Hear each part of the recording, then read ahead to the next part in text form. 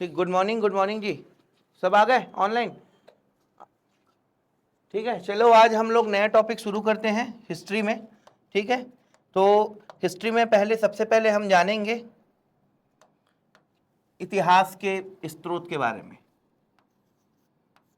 इतिहास के स्रोत, रिसोर्सेस, स्रोत के बारे में, रिसोर्सेस ऑफ हिस्ट्री। ठीक है, तो इस इतिहास स्रोत की जब हम बात करते हैं एक्चुअल में,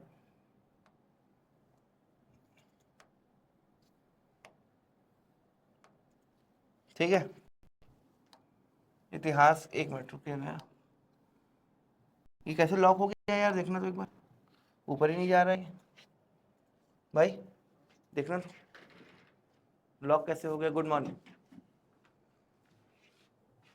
अच्छा हो गया, ठीक।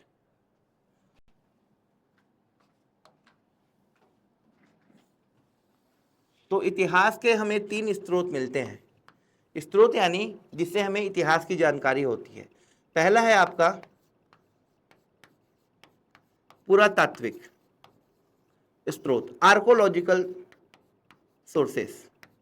ठीक, दूसरा आपका आता है जिसको बोलते हैं लिटरेचर सोर्सेस, साहित्यिक स्रोत, लिटरेचर सोर्सेस। ठीक है, उसके बाद आता है आपका विदेशी वृत्तांत, विदेशी वृत्तांत।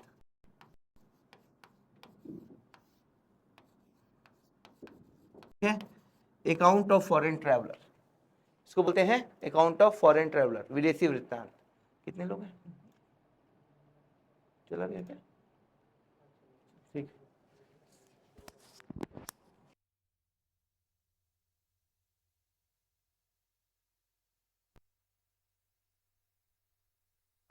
पुरातात्विक स्रोत की जब हम बात करते हैं तो पुरातात्विक स्रोत में सबसे पहले अलग अलग स्रोत होते हैं, जिसे कहते हैं सबसे पहले पुरातात्विक स्रोत में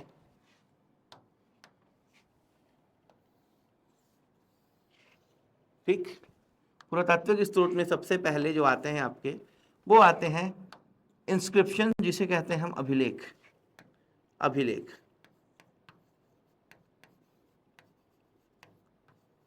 अभिलेख के बाद आते हैं क्वाइन, सिक्के। सिक्के के बाद आते हैं पेंटिंग, चित्रकला। चित्रकला के बाद आती है आपकी मूर्ति कला, इंस्क्रिप्शंस। इसके बाद आता है आपका स्मारक, स्मारक व भवन। उसके बाद आता है आपका अवशेष, अवशेष, रिमेन्स। ये जो है आपके पुरातात्विक स्रोत के अंतर्गत आते हैं। इसे आप क्या कहते हैं? पुरातात्विक स्रोत। ठीक है, ये चार्ट बनाते जाइए मेरे साथ में। ठीक है, समझ में आ रहा है जी? अप्लाई कीजिए, कमेंट कीजिए, तब मुझे समझ में आएगा ना आपका। ठीक है, फिर उसके बाद साहित्यिक स्रोत में जब हम आते हैं तो साहित्यिक स्रोत को हम 3 भाग में बांटते हैं। ठीक है, साहित्यिक स्रोत को हम बांटते हैं 3 भाग में। सबसे पहला भाग जो है साहित्यिक स्रोत का, वो होता है आपका हिंदू साहित्य, हिंदू साहित्य।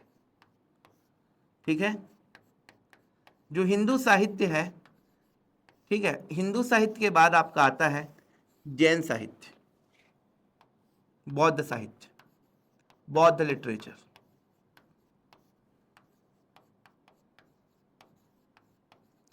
बौद्ध साहित्य के बाद आपका आता है जैन साहित्य, जैन साहित्य। ठीक है, ये जो है साहित्यिक स्रोत के अंतर्गत आते हैं। समझ में आ रहा है? इनको क्या कहा जाता है? साहित्यिक स्रोत। ठीक है, ये जो है साहित्यिक स्रोत के अंतर्गत आते हैं। ठीक, साहित्यिक स्रोत में, इसके बाद साहित्यिक स्रोत में 2 तरह के स्रोत होते हैं। ठीक है, तो ये जो है एक्चुअल में साहित्यिक स्रोत के 2 स्रोत है, जिसको कहते हैं आप धार्मिक साहित्य, धार्मिक साहित्य, रिलीजियस लिटरेचर, और जो दूसरा होता है उसे कहते हैं धर्मेत्तर साहित्य। धर्मेत्तर साहित्य, ठीक है। तो ये जो है आपके, ये धार्मिक साहित्य में आते हैं। जो जैन धर्म, बौद्ध धर्म और आपके जो हिंदू धर्म से संबंधित जो भी अभिलेख हैं वो किससे आते हैं, ये सब साहित्यिक में आते हैं, ठीक है। समझ में आ रहा है। तो इस तरह क्या है, साहित्यिक स्रोत जो है उनको 3 भाग में बांटा गया है, 2 भाग में, धार्मिक साहित्य और धर्मेत्तर साहित्य। धार्मिक साहित्य जो है रिलीजियस लिटरेचर, और ये कहा जाता है non religious literature. Religious literature में आपके 3 तरह के रिलीजियस लिटरेचर होते हैं। वो होता है पहला हिंदू, दूसरा बौद्ध, तीसरा होता है जैन। समझ में आ रहा है। और ये जो धर्मेत्तर साहित्य है, ये धर्मेत्तर साहित्य में नॉन रिलीजियस लिटरेचर में जो आपकी निजी किताबें हैं, निजी साहित्य, अलग अलग लोगों की निजी किताबें हैं, जैसे चाणक्य की किताबें हो गई, अर्थशास्त्र, ठीक है। जैसे क्या क्या आ जाएगा इसमें, इसमें कुछ उदाहरण आ जाएगा आपका, उसमें आ जाएगा आपका अर्थशास्त्र आ जाएगा, इसमें अर्थशास्त्र आ जाएगा किताब। उसके बाद क्या आ जाएगा इसमें, उसमें आ जाएगा जैसे आपका कालिदास की किताबें आ जाएगी। समझ में आ रहा है।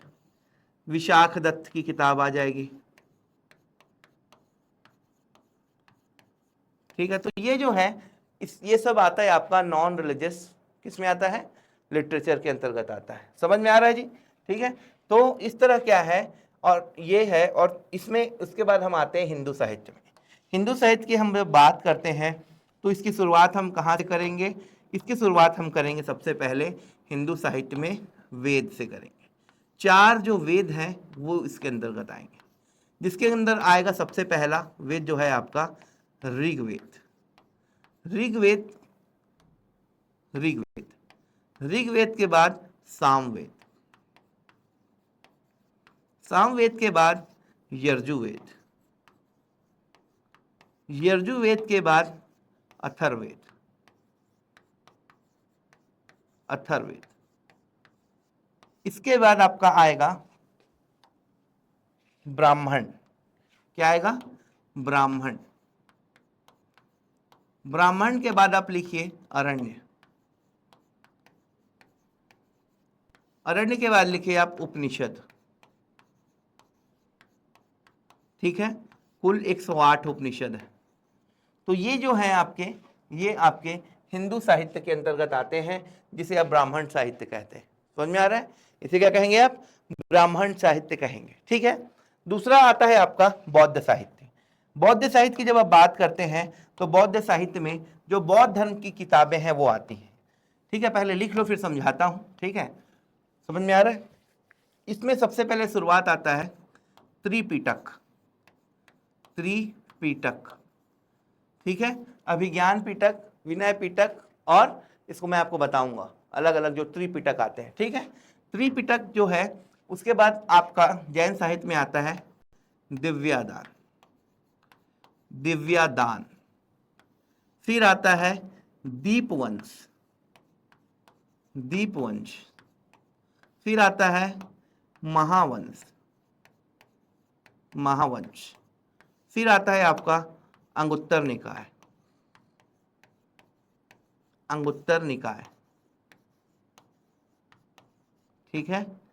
ये हो गया।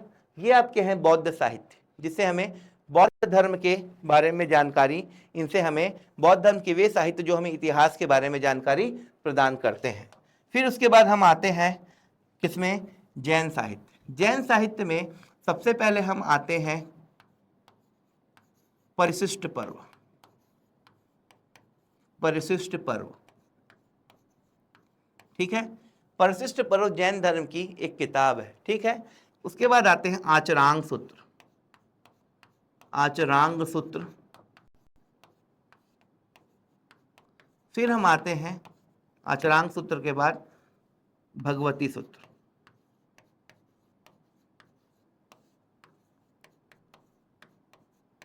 ठीक है। तो ये जो है आपके तीनों जो है, ये जैन धर्म, बौद्ध धर्म और हिंदू धर्म के रिसोर्सेज माने जाते हैं पूरे के पूरे। समझ में आ रहा है। हिंदू साहित्य, बौद्ध साहित्य और जैन साहित्य के अंतर्गत ये सारे के सारे रिसोर्स माने जाते हैं। ठीक है, उसके बाद आपको तीसरे लाइन में आना है, इसमें आपको आगे करना है, जिसमें विदेशी वृत्तांत। क्या? विदेशी वृत्तांत। तो विदेशी वृत्तांत का मतलब क्या है, तो आपको एक बार समझना है विदेशी वृत्तांत का मतलब। ठीक है, जो अलग अलग जो विदेशी हमारे समक्ष आते हैं, ठीक है, उनके अलग अलग जो अकाउंट्स थे, जो उन्होंने किताबें लिखी, उन्हें ये क्या कहते हैं? अकाउंट ऑफ फॉरेन ट्रेवलर कहते हैं। ठीक है, तो इस विदेशी वृत्तांत के अंतर्गत एक बार जो मैं बोल रहा हूँ उसको लिख लीजिए, फिर आगेंगे। इसको बोलते हैं अकाउंट्स ऑफ फॉरेन ट्रेवलर्स। ठीक है, या इसको कहा जाता है विदेशी वृत्तांत। विदेशी वृत्तांत। ठीक है, इस विदेशी वृत्तांत जो है उनको कुल मिलाकर 3 भाग में बांटा गया है। ठीक है, एक जो है सबसे पहले जो आते हैं यूनानी। कौन आते हैं? यूनानी। ठीक है, यूनानी आते हैं। यूनानी के बाद आपके आते हैं चीनी। चीनी के बाद आते हैं आपके ग्रीक। तो सबसे पहले आपके कौन आ गए? यूनानी। यूनानी यात्री जो है वो आते हैं।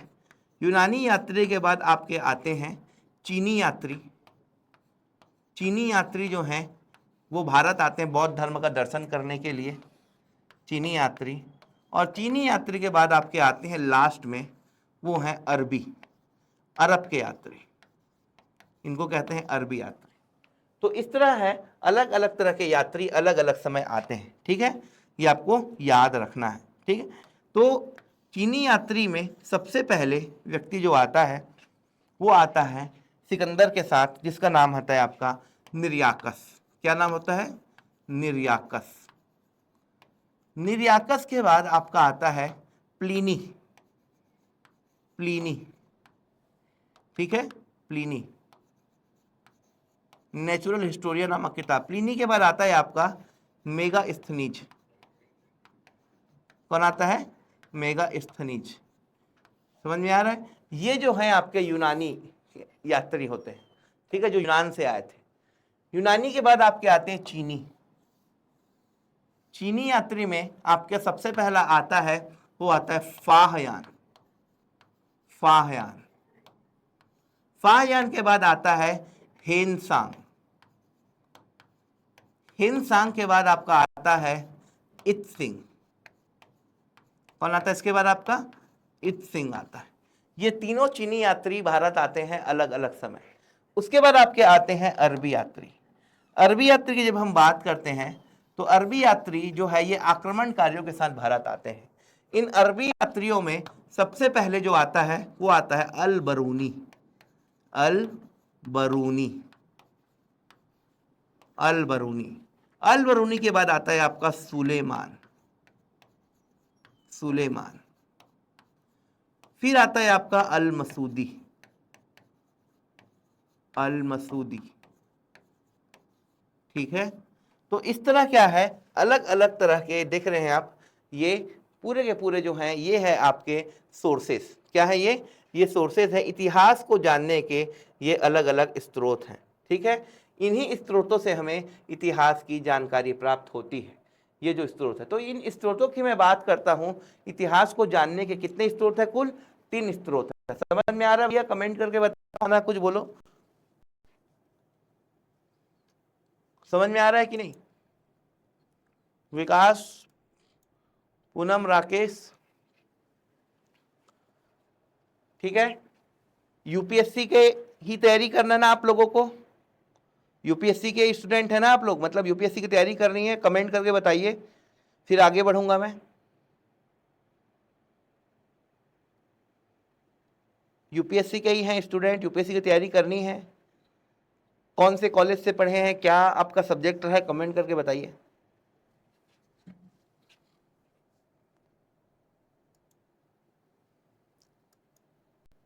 ठीक है, तो इस तरह क्या है, चलिए जब लगेगा मन दे देना भैया आंसर।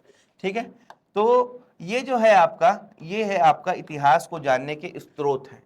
तो ये जो है इन्हीं के माध्यम से हमें इतिहास की जानकारी प्राप्त होती है। इतिहास का जो सबसे पहला स्रोत है उसको बोलते हैं हम आर्कोलॉजिकल सोर्सेस। वो है आपका पुरातात्विक स्रोत।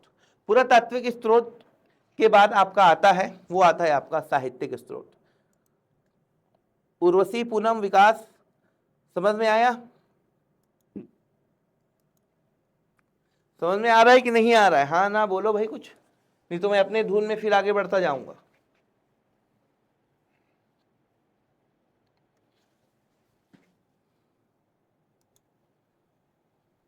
उर्वशी, कश्यप, विकास, चंद्र, ठीक है। चलिए, तो इस तरह क्या है, जो भारत के जो इतिहास है, ठीक है, तो विकास चंद्र जी, उर्वशी कश्यप जी, आप लोग यूपीएससी की तैयारी करना चाहते हैं ना? यूपीएससी कमेंट करके बताइए, ताकि मुझे आगे, यूपीएससी की तैयारी करना चाहते हैं, कौन सा आपका मीडियम है, हिंदी इंग्लिश बताइए जरा।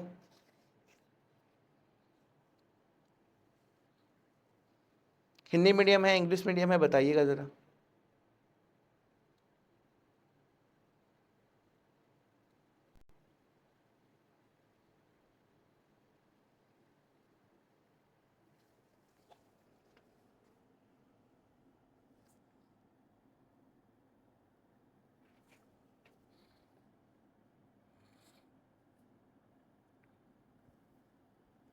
बताइए, कमेंट करके बताइए जल्दी, फिर आगे बढ़ूंगा मैं।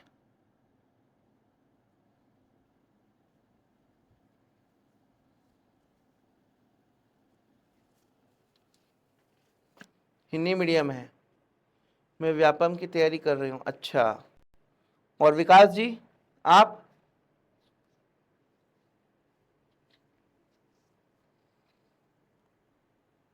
चलिए ठीक, समझ में आ रहा है। ये यूपीएससी की डेमो क्लास है, ठीक है, व्यापम की नहीं है, यूपीएससी की डेमो क्लास, इसीलिए आपको इतना विश्लेषण करके मैं समझा रहा था इसमें। समझ में आ रहा है? तो ये जो है आपका, इसी को आप क्या कहेंगे, इसे कहेंगे इतिहास के स्रोत। तो इतिहास के कुल 3 स्रोत आपको देखने को मिलते हैं। जो पहला स्रोत इतिहास का, उसे हम कहते हैं पुरातात्विक स्रोत, या वह कहलाता है आपका आर्कोलॉजिकल सोर्सेस, आर्कोलॉजिकल सोर्सेस। और दूसरा जो आता है वो हमको कहते हैं साहित्यिक स्रोत, जिसे हम कहते हैं लिटरेचर सोर्सेस। उसके बाद आपका तीसरा जो आता है उसे कहते हैं अकाउंट ऑफ फॉरेन ट्रेवलर्स, या हम इसे कहते हैं कि विदेशी यात्रियों के अलग अलग जो है अकाउंट्स या साहित्य, ठीक है। तो सबसे पहले जब पुरातात्विक स्रोत में आते हैं, तो ये पुरातात्विक स्रोत क्या है ये आपको समझना है। पुरातात्विक स्रोत वे स्रोत हैं जो किसी ठोस पदार्थ पे लिखे जाते हैं। ठोस पदार्थ यानी जो किसी पत्थर पर लिखे जाएंगे, या किसी सिले पे, या फिर किसी खोद कर जो लिखा जाता है, उसे हम कहते हैं क्या, पुरातात्विक स्रोत कहते हैं। तो पुरातात्विक स्रोत में ज़्यादा से ज़्यादातर जो स्रोत होते हैं वो किसी उसमें लिखे जाते हैं। किसमें लिखे जाते हैं? जो एक ठोस जो पदार्थ है उस पर लिखे जाते हैं, उसे हम कहते हैं। जैसे मान लीजिए एक दीवार है, दीवार के ऊपर जो है अगर हम लोग खोद कर लिखें, तो दीवार पर खोद के लिखने के बाद जो भी चीज़ें उसमें लिखी जाएगी उसे हमें पुरातात्विक स्रोत कहा जाएगा। क्या कहा जाएगा उसे पुरातात्विक स्रोत कहा जाएगा। मान लीजिए ये दीवार में आप अगर किसी भी चीज़ को लिखते हैं तो उसे आप पुरातात्विक स्रोत के अंतर्गत लेकर आएंगे, पहला चीज़। दूसरा चीज़ मैं आपको बताना चाहूँगा, जो पुरातात्विक स्रोत हैं वो आसानी से ख़त्म नहीं होते। अगर आप किसी भी चीज़ को अगर दीवार में खोद कर लिखो, या आप किसी भी पत्थर में खोद कर लिखो, तो उसको आप मिटाना आपके लिए आसान नहीं होता है, आपको उसको पूरी तरह से नष्ट करना पड़ेगा। इसीलिए पुरातात्विक स्रोत वे स्रोत हैं जो किसी ठोस पदार्थ पर लिखे जाते हैं, जो किसी पत्थर पर लिखे जाते हैं, जो किसी उत्कीर्ण किए जाते हैं, उसे पुरातात्विक स्रोत कहते हैं। अब साहित्यिक स्रोत, साहित्यिक स्रोत में आपकी किताबें आती है, बुक्स आते हैं। जितने भी आपकी किताबें हैं वो आप साहित्यिक स्रोत के अंतर्गत लाते हैं। यानी आपके जो जितने भी किताबें हैं, जो हिंदू धर्म से संबंधित किताबें हैं, जो बौद्ध धर्म से संबंधित किताबें हैं, जो जैन धर्म से संबंधित किताबें हैं, ये सारे की सारे क्या कहलाती है, ये सब के सब कहलाती है आपकी, उनको हम कहते हैं साहित्यिक स्रोत। साहित्यिक स्रोत के अलावा जो आपका है तीसरा आता है आपका जो दूसरा, उसको कहते हैं धर्मेत्तर साहित्य। क्या कहते हैं उसे? धर्मेत्तर साहित्य। अब ये धर्मेत्तर साहित्य क्या है? ठीक है, तो ये धर्मेत्तर साहित्य जो है उन साहित्य को कहते हैं जो निजी लेखक होते हैं, निजी लेखक यानी किसी राज दरबार के लेखक होते हैं, या वे लेखक होते हैं जिन्होंने अपनी किताबें लिखी, ठीक है, उससे भी हमें इतिहास की जानकारी प्राप्त होती है। ठीक है, तो ये धर्मेत्तर साहित्य माने जाते हैं। क्या माने जाते हैं ये? इनको हम धर्मेत्तर साहित्य कहते हैं। समझ में आ गया? तो इस तरह क्या है, अलग अलग तरह के जो साहित्य हैं आपको देखने को मिलते हैं। ठीक है, ये जितने भी साहित्य हैं, ये जितने भी साहित्य आपको देखने को मिलेंगे, इन साहित्यों में, जैसे इन साहित्यों की हम बात करते हैं जब, तो हम ये जो धर्मेत्तर साहित्य हैं, ये साहित्य जो है, जैसे अर्थशास्त्र जो लिखा कौटिल्य ने लिखा था, तो कौटिल्य की अर्थशास्त्र किस में आ जाएगा? धर्मेत्तर साहित्य में आ जाएगा। धार्मिक साहित्य को 3 भाग में बांटा गया है, हिंदू साहित्य, बौद्ध साहित्य और जैन साहित्य। हिंदू साहित्य में आपके आते हैं वेद, जो 4 वेद हैं उनको हिंदू साहित्य के अंतर्गत लाया जाता है। इन चारों वेदों से भी हमें इतिहास की जानकारी प्राप्त होती है। समझ में आ रहा है? इन चारों वेदों से हमको किसकी जानकारी प्राप्त होती है? इतिहास की जानकारी प्राप्त होती है। जो ऋग्वेद है, वो ऋग्वेद जो हैं उनसे हमें ऋग्वैदिक और उत्तर वैदिक काल की जानकारी प्राप्त होती है। सामवेद, यजुर्वेद, अथर्ववेद से हमें अलग अलग उत्तर वैदिक काल की जानकारी प्राप्त होती है। तो ये हिंदू साहित्य जो है वो भी हमें इतिहास के बारे में बताते हैं। इसीलिए इन हिंदू साहित्यों को भी हम स्त्रोत के अंतर्गत लाते हैं, जो इतिहास लेखन में काफ़ी मदद सिद्ध होते हैं। बौद्ध साहित्य, बौद्ध धर्म की जो किताबें हैं, जिसका नाम है त्रिपिटक, दिव्यादान, दीपवंश, महावंश, अंगुत्तर निकाय। तो ये जो किताबें हैं सारी, ये हमें 6ठी शताब्दी ईसा पूर्व यानी 6th सेंचुरी बीसी की जब हम बात करते हैं, तो 6th सेंचुरी बीसी में ये सारी किताबें लिखी गई थी। तो ये जो सारी जो बौद्ध दर्शन की किताबें हैं, उससे हमें 6th सेंचुरी बीसी यानी 6ठी शताब्दी ईसा पूर्व की पूरी जानकारी प्राप्त हमें बौद्ध साहित्यों से होती है। बौद्ध साहित्य में आपका त्रिपिटक, त्रिपिटक के बाद दिव्यादान, दिव्यादान के बाद दीपवंश, दीपवंश के बाद महावंश। जो दीपवंश और महावंश है ना, इस दीपवंश और महावंश से हमें क्या पता चलता है? इस दीपवंश और महावंश से हमें पता चलता है श्रीलंका के इतिहास के बारे में। जो आपका श्रीलंका का इतिहास है, उसके बारे में हमें दीपवंश और महावंश से पता चलता है। श्रीलंका के इतिहास के जितने भी लोग हैं, उनकी जानकारी हमें इससे प्राप्त होती है। ठीक है, अब हम बात करते हैं 16 महाजनपद की। जब हम 16 महाजनपद की बात करते हैं, तो 6ठी शताब्दी से पूर्व कुल उत्तर भारत में 16 महाजनपद बने थे। ये जो 16 महाजनपद बने थे, इनकी अलग अलग राज्य थी और अलग अलग राजधानी थी, और इनके अलग अलग राज्य और राजधानी जो है, उसके नाम हमें एक बौद्ध साहित्य और एक जैन साहित्य से पता चलता है। तो ये बौद्ध साहित्य का नाम है अंगुत्तर निकाय। क्या नाम है? अंगुत्तर निकाय। और वो जैन साहित्य का नाम है भगवती सूत्र। क्या नाम है? भगवती सूत्र। तो ये अंगुत्तर निकाय और ये जो भगवती सूत्र, ये जो किताब है, इनसे हमें 16 महाजनपद के नाम और 16 महाजनपद की राजधानियों का पता चलता है। समझ में आया? तो इस तरह क्या है, ये अलग अलग जो बौद्ध साहित्य है, जैन साहित्य है और हिंदू साहित्य है, ये अलग अलग समय हमें इतिहास के अलग अलग तथ्यों को बताने में काफ़ी मदद सिद्ध किए हैं। तो इसीलिए इनको भी साहित्यिक स्त्रोत में रखा जाता है। स्त्रोत का मतलब है जो हमें जानकारी देता है, उसको हम सीधा स्त्रोत कहते हैं। तो इस तरह क्या है, ये आपके साहित्यिक स्त्रोत माने जाते हैं। समझ में आ गया? समझ में आ रहा है कि नहीं भाई? बताइए कौन कौन हो ऑनलाइन? रीना पटेल, विकास, मनीषा, हेमंत साहू, पार्वती, दीपक साहू, उर्वशी जी और विकास बघेल। आप लोग में से सब यूपीएससी की तैयारी कर रहे हैं? कमेंट करके बताइए एक बार, कौन कौन से एग्जाम के लिए आप लोग डेमो लिए हैं। ये यूपीएससी की क्लासेस है, आप लोग में से यूपीएससी की तैयारी कौन कौन कर रहे हैं बताइए एक बार, कमेंट कीजिए। दीपक साहू यूपीएससी वाले हैं, हिंदी मीडियम, इंग्लिश मीडियम, सब कमेंट करके लिखिए। आप पूरा कमेंट करके लिखिए, तभी मुझे समझ में आएगा। दीपक साहू और बाकी लोग हैं वो भी कमेंट कीजिए जल्दी से। यूपीएससी की तैयारी कर रहे हैं, सीजीपीएससी की, सीजी व्यापम की, किसकी कर रहे हैं उसमें लिख के, उससे ज़्यादा मुझे क्लियर होगा कि यूपीएससी की डेमो क्लास है ना ये। जल्दी बताइए भैया कमेंट करके, सारे कमेंट करके बताइए, उसके बाद आगे बढ़ूंगा मैं। हिंदी मीडियम, यूपीएससी की, ठीक। बाकी और बाकी के लोग जो हैं सब लोग कमेंट कीजिए, आप लोग कौन से मीडियम के हैं, यूपीएससी की तैयारी कर रहे हैं।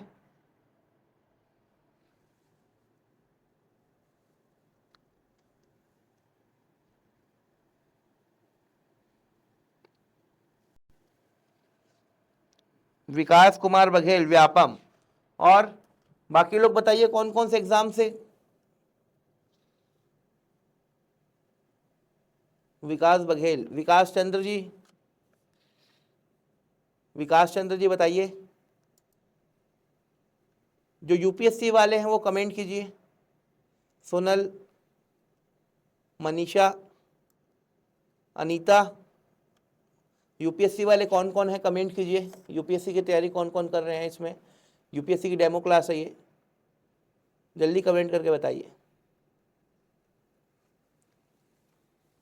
ठीक है, तो इस तरह क्या है, भारतीय जो इतिहास है उसके अलग अलग स्रोत आपको देखने को मिलते हैं। ठीक है, इस भारतीय इतिहास के स्रोतों को 3 भाग में बांटा गया है। जो पहला है वो उसे हम कहते हैं आर्कोलॉजिकल सोर्सेस, जिसे हम कहते हैं पुरातात्विक स्रोत। दूसरा जो है उसे कहते हैं हम क्या, साहित्यिक स्रोत, जिसे कहते हैं लिटरेचर सोर्सेस। और तीसरा जो है आपका कहलाता है क्या, अकाउंट्स ऑफ फॉरेन ट्रेवलर्स, जिसे विदेशी वृत्तांत भी कहा जाता है। ठीक है, तो इस तरह क्या है, पुरातात्विक स्रोत में आपके सबसे पहले क्या आते हैं, अभिलेख आते हैं। अभिलेख के बाद क्या आते हैं, सिक्के आते हैं। सिक्के के बाद चित्रकला, चित्रकला के बाद मूर्तिकला, मूर्तिकला के बाद स्मारक भवन, और उसके बाद लास्ट में आते हैं आपके रिमेन्स अवशेष।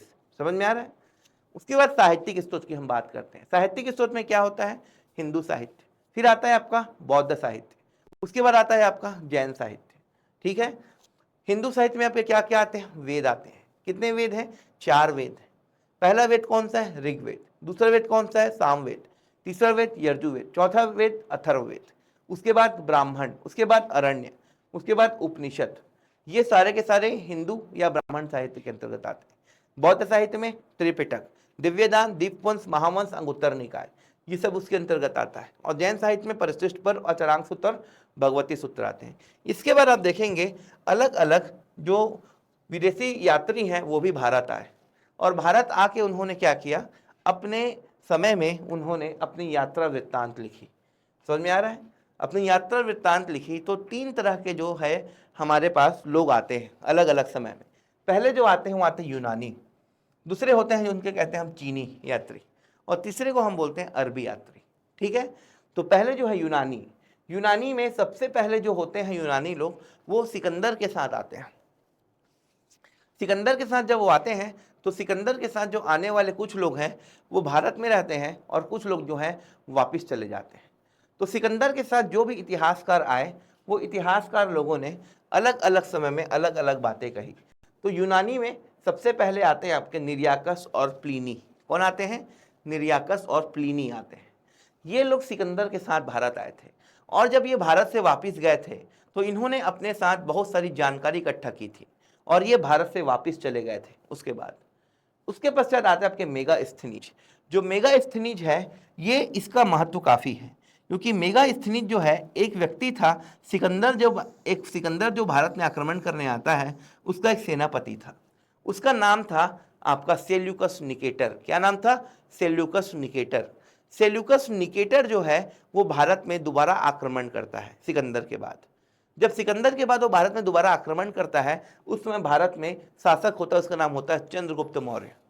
चंद्रगुप्त मौर्य उस समय का सबसे बड़ा महान शासक होता है। चंद्रगुप्त मौर्य और सेल्यूकस निकेटर जो है आपस में दोनों की मित्रता हो जाती है। मित्रता के पश्चात सेल्यूकस निकेटर जो अपनी बेटी है हेलेना, उसका विवाह कर देता है, किससे, चंद्रगुप्त मौर्य से कर देता है। और चंद्रगुप्त मौर्य के दरबार में अपना एक राजदूत भेजता है। उस राजदूत का नाम होता है मेगास्थनीज। मेगास्थनीज चंद्रगुप्त मौर्य के दरबार में आता है। चंद्रगुप्त मौर्य के दरबार में काफी समय तक रहता है, और चंद्रगुप्त मौर्य के दरबार का पूरा वृत्तांत अपनी एक किताब में लिखता है। और इसकी जो इस किताब है, जिस किताब में इसने डिस्क्रिप्शन लिखा था, इसका नाम है इंडिका। क्या नाम है, इंडिका। इंडिका नामक किताब में इसने अपना पूरा का पूरा डिस्क्रिप्शन जो है उसमें लिखा था। अभी जो इंडिका किताब है ये हमें मौर्य काल की जानकारी देती है। मौर्य काल के जितने भी स्रोत हैं वो हमें अर्थशास्त्र के साथ साथ इंडिका से प्राप्त होते हैं। समझ में आ रहा है भैया सबको, ऑनलाइन वाले, कविता जी, लीना, फुलेश्वरी, हेमंत साहू, देवराज, आप लोग यूपीएससी वाले हो, यूपीएससी की तैयारी कर रहे हो ना आप लोग, क्योंकि यूपीएससी की डेमो क्लास है ये। कमेंट करके बताओ भैया, कमेंट करके, मैं बार बार बोल रहा हूँ, कमेंट करके बताइए। यूपीएससी वाले हैं आप लोग, हाँ या नहीं? कौन कौन यूपीएससी वाले हैं वो कमेंट कीजिए या बताइए जल्दी, फिर आगे बढ़ेंगे। ठीक है, तो इस तरह हम देखते हैं कि यूनानी यात्रियों में सबसे महत्वपूर्ण कौन होता है, उसे हम क्या कहते हैं? मेगास्थनीज कहते हैं। मेगास्थनीज किसके समय आया था? चंद्रगुप्त मौर्य के समय आया था। उसने कौन सी किताब लिखी थी? इंडिका नामक किताब लिखी थी। ठीक है, तो उससे हमें भारत के, तत्कालीन भारत की जानकारी प्राप्त होती है। ठीक है, जैसे मेगास्थनीज जो है यूनानी यात्री था, ठीक है, वैसे ही उसके बाद जो दूसरे यात्री आते हैं वो आते हैं चीनी यात्री। चीनी यात्री एक्चुअली में बौद्धिस्ट होते हैं, बौद्ध धर्म को अपनाने वाले होते हैं। बौद्ध धर्म को अपनाने के लिए वो भारत आते हैं पढ़ाई करने के लिए। उस समय एक विश्वविद्यालय होता है जिसका नाम होता है नालंदा विश्वविद्यालय। क्या नाम होता है उसका? नालंदा विश्वविद्यालय। नालंदा विश्वविद्यालय उस समय का सबसे समृद्ध विश्वविद्यालय हुआ करता था। नालंदा विश्वविद्यालय वर्तमान के आपके पाटलिपुत्र के आसपास उसके अवशेष देखने को मिलते हैं। तो इस नालंदा विश्वविद्यालय में अलग अलग यात्री आते हैं। सबसे पहला यात्री जो आता है नालंदा विश्वविद्यालय में पढ़ने के लिए वो होता है आपका हेनशांग। लेकिन हेनशांग से पहले हम जिक्र करेंगे फाहयान का, जो चीनी यात्री होता है। जो फाहयान चीनी यात्री होता है वो जिस तरह मेगास्थनीज आया था, कब आया था मेगास्थनीज? मौर्य काल में आया था। मौर्य काल में कौन शासक था? उस समय था चंद्रगुप्त मौर्य। तो चंद्रगुप्त मौर्य के समय क्या था? इसने भारत की यात्रा की थी और चंद्रगुप्त मौर्य के शासन प्रशासन का इसने वर्णन किया था। उसी प्रकार आपका जो ये फाहयान, फाहयान जो है वो आता है किसके समय? ये आता है गुप्त काल में आता है। गुप्त काल में, मौर्य काल के बाद मौर्य काल के बाद गुप्त काल आता है। काफी समय है दोनों में, समझ में आ रहा है? आप धीरे से पढ़ेंगे आगे। तो ये जो गुप्त काल है इसमें फाहयान आता है। ये फाहयान ने क्या किया? उस समय गुप्तकालीन शासक था जिसका नाम था विक्रमादित्य। विक्रमादित्य या इसे कहते थे चंद्रगुप्त द्वितीय, चंद्रगुप्त सेकंड, द्वितीय। ये चंद्रगुप्त द्वितीय के समय आता है। ये चंद्रगुप्त अलग है भैया, ये मौर्य काल वाला चंद्रगुप्त है। ये जो चंद्रगुप्त है ये आपका गुप्त काल वाला चंद्रगुप्त है। तो इस समय आपका आता है फाहयान। फाहयान जो है उसने चंद्रगुप्त यानी विक्रमादित्य के शासन प्रशासन का पूरा अध्ययन किया और उसके बारे में उसने काफी अच्छे से और काफी विस्तार से लिखा। ठीक है, इसके पश्चात ये आता है, उससे हमें गुप्त काल की जानकारी प्राप्त होती है। फिर आता है आपका, इसके बाद आता है हेनसांग। हेनसांग जो है वो चीनी यात्री होता है। ठीक है, हेनसांग आता है आपका नालंदा विश्वविद्यालय। ये आता है आपका नालंदा। नालंदा विश्वविद्यालय उस समय सबसे बड़ा केंद्र था किसका? उस समय केंद्र था वो पढ़ाई लिखाई का। तो नालंदा विश्वविद्यालय में यह पढ़ाई करने आता है। इसने किताब लिखी जिसका नाम है सी यू की नामक किताब लिखी। इसी सी यू की से हमें भारत की पूरी जानकारी प्राप्त होती है। हेनसांग भारत में बहुत लंबे समय तक रहा। उसके बाद इत्सिंग आता है। इत्सिंग भी बहुत लंबे समय तक भारत में रहता है। लेकिन दिक्कत क्या है, ये जो चीनी यात्री है ये भारत क्यों आते हैं? केवल और केवल चीनी यात्री आते हैं बौद्ध धर्म के अध्ययन के लिए। जो बौद्ध धर्म है उसकी अध्ययन के लिए आते हैं। ठीक है, इसीलिए ये क्या है, जो भी चीज लिखे इन्होंने बौद्ध पर्सपेक्टिव से लिखा, इसीलिए ये बहुत अधिक नहीं माना जाता, ये विश्वसनीय नहीं माना जाता। इसके बाद हम देखेंगे, आते हैं आपके अरबी यात्री। अरबी यात्री में आपके जो आते हैं उसमें सबसे पहले आता है अल बरूनी। अल बरूनी जो है उस समय एक आक्रमणकारी था जिसका नाम था महमूद गजनवी। क्या नाम था जिसका? महमूद गजनवी। ये महमूद गजनवी के साथ आता है। इसने एक किताब लिखी थी जिसका नाम था तहकीक उल हिंद। इसने तहकीक उल हिंद नामक किताब लिखी थी। ठीक है, तो इस तरह जो है ये सारे स्रोत हैं हमें तत्कालीन भारत के बारे में जानकारी प्रदान करते हैं। ठीक है, और ये जो है तत्कालीन भारत के अलग अलग जो है जो चीज़ें हमें पता चलता है, उसका कारण ये है कि हमें इन स्रोतों की वजह से ही उसके बारे में पता चलता है। समझ में आ रहा है सभी को? ठीक है, सभी को समझ में आ रहा है? ऑनलाइन वाले सभी को समझ में आ रहा है? कमेंट करके बताओ भाई।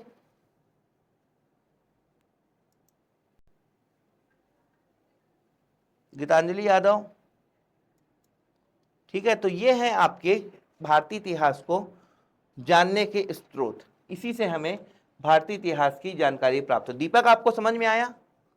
दीपक साहू, आप यूपीएससी वाले हो, आपको समझ में आया? दीपक साहू, ठीक है, समझ में आया आप लोग को सारा चीज? तो यही, ठीक है। तो ये जो है दीपक साहू, आप यूपीएससी की तैयारी कर रहे हैं ना? आप यूपीएससी की तैयारी कर रहे हैं ना? गीतांजलि यादव, आप यूपीएससी की तैयारी कर रही हैं या सीजी व्यापम या किसकी तैयारी कर सीपीएससी की? कमेंट करके बताइए गीतांजलि जी, दीपक साहू, बताइए कमेंट करके।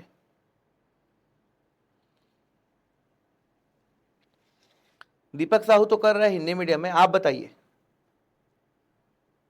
ठीक है। तो चलिए फिर, ये जो है आपको मैंने समझा दिया, ठीक है।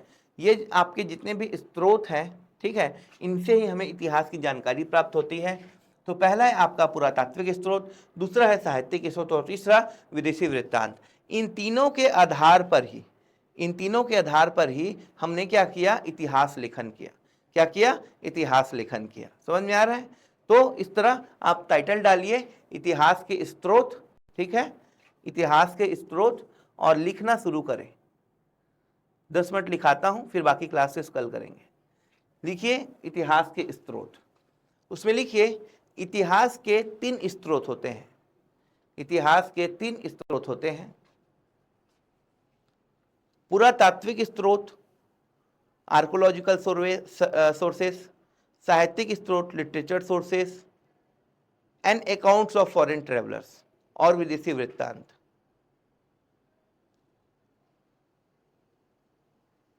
तीनों की सहायता से ही, तीनों की सहायता से ही इतिहास लेखन में, इतिहास लेखन में सहायता प्राप्त होती है। तीनों के लेखन से हमें इतिहास लेखन की में सहायता प्राप्त होती है। जो सबसे पहला स्रोत है उसे हम पुरातात्विक स्रोत कहते हैं। जो सबसे पहला स्रोत है उसे हम क्या कहेंगे? पुरातात्विक स्रोत कहेंगे, ठीक है। समझ में आया? तो चलिए आज यहीं तक करते हैं, ठीक है। कल हम पुरातात्विक स्रोत क्या है, पुरातात्विक स्रोत के प्रकार क्या हैं, ठीक है, ये हम कल करेंगे, ठीक है। और आज तक के लिए यही आपका इंट्रोडक्शन सेशन था कि आप भारतीय इतिहास के स्रोतों से अच्छी तरह परिचित हो जाएं। जो यूपीएससी के बच्चे हैं वही आइएगा, बाकी सीजी व्यापम या सीजीपीएससी की क्लास ये नहीं है, ये सिर्फ यूपीएससी के बच्चों की डेमोस्ट्रेशन क्लास चल रही है। इसीलिए मैं आपसे पूछ रहा हूँ यूपीएससी वाले कौन कौन हैं? आप लोग कमेंट नहीं करके बता रहे हैं, ठीक है। यूपीएससी वालों की क्लास है ये, ओनली यूपीएससी वाले बच्चे जो हैं वो इसमें रहें। जैसे इसमें दीपक है वो यूपीएससी के हैं, और कौन है? गीतांजलि जी है, वो यूपीएससी के हैं, ठीक है। आप दोनों हैं यूपीएससी के इसमें, और आप दोनों के अलावा मुझे नहीं लग रहा है कि यूपीएससी के और कोई बच्चे हैं, ठीक है। तो गीतांजलि और दीपक, आप लोग को समझ में आया ये लेक्चर पूरा? कमेंट करके बताइए, समझ में आया पूरा?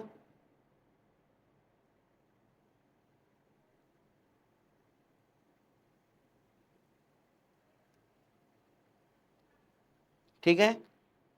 चलिए फिर आज की क्लासेस यहीं तक करते हैं। कल हम आगे पुरातात्विक स्रोत के बारे में पढ़ेंगे। किसके बारे में पढ़ेंगे? पुरातात्विक स्रोत के बारे में पढ़ेंगे कि पुरातात्विक स्रोत क्या होते हैं और पुरातात्विक स्रोत का क्या महत्व होता है। फिर हम अभिलेख, सिक्के, चित्रकला, मूर्तिकला, इन सब के बारे में कल जानेंगे, ठीक है। चलिए फिर मुझे इजाज़त दीजिए, कल फिर मिलते हैं, ठीक है। कल मैम की क्लास रहेगी पहली, अनुपमा मैम की, फिर दूसरे 9 बजे मैं आपके समक्ष फिर से इस सब्जेक्ट को लेकर कंटिन्यू करूंगा। कल हम पुरातात्विक स्रोत करेंगे, पूरा क्या होता है, एक एक अभिलेख, सिक्के, चित्रकला, मूर्तिकला, स्मारक भवन। उसके बाद हम साहित्यिक स्रोत के बारे में पूरा करेंगे, फिर हम विदेशी वृत्तांत के बारे में पढ़ेंगे। समझ में आ रहा है? ठीक है, चलिए कल मिलते हैं।